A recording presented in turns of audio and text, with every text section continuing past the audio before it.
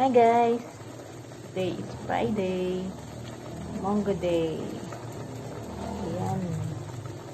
Ang aming ginataang munggo.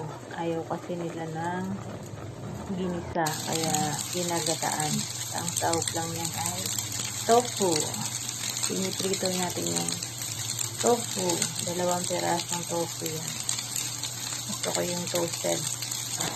Kasi malambot pag hindi masyadong tostado.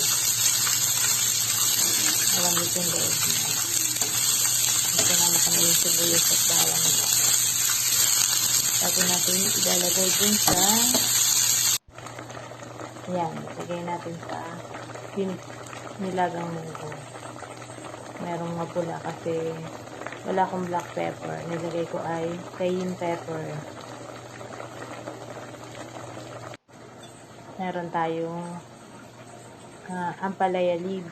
Ampalaya leaves yung ilalagay natin sa ating ginataang munggo with tofu. Ayan. Naririnig pa yung boiling na iluluto. Ayan. Ilagay ko na yung ating ampalaya leaves.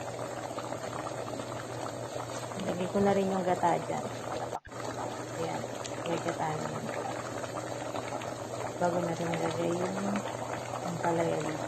Pinakakain na. Pwede siyang lagyan ng chicharon sa ibabaw. Pero mamaya na kasi mamaya pa namin niya kakainin. At ito naman yung partner niya. Ating tuyo. Pritong tuyo. O, kumakain ba kayo yan? Thank you for